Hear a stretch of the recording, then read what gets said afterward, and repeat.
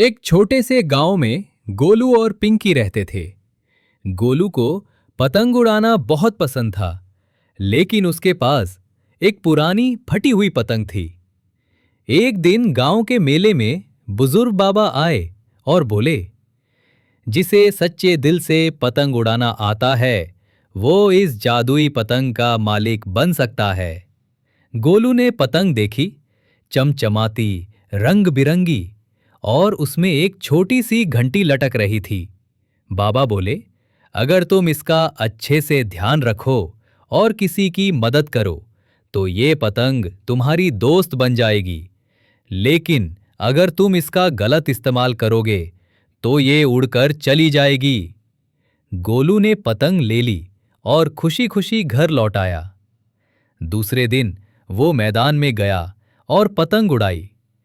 पतंग हवा में उड़ते उड़ते बोल पड़ी, गोलू, मैं तुम्हारी दोस्त हूं।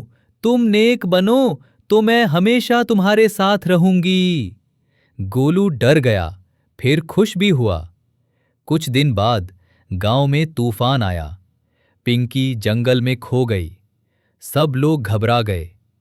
गोलू ने जादुई पतंग से कहा, मेरी बहन को ढूंढ दो प्लीज।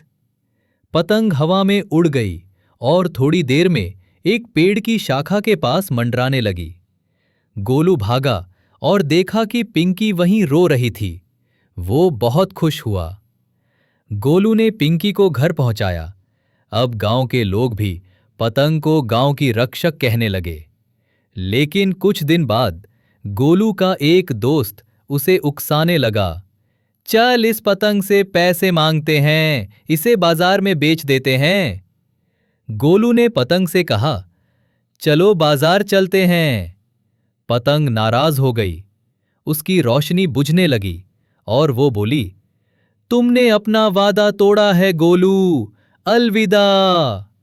पतंग उड़ गई और आसमान में गायब हो गई। गोलू रोने लगा। तभी बुजुर्ग बाबा फिर से आए और बोले, हर गलती का समाधान होता है बेटा। अगर तुम सच्चे दिल से पछताओ और मदद करते रहो, तो शायद पतंग लौट आए। गोलू ने अपनी गलती मानी और गांव में सबकी मदद करने लगा। किसी के खेत में काम करता तो किसी की बकरी खोजने में मदद करता।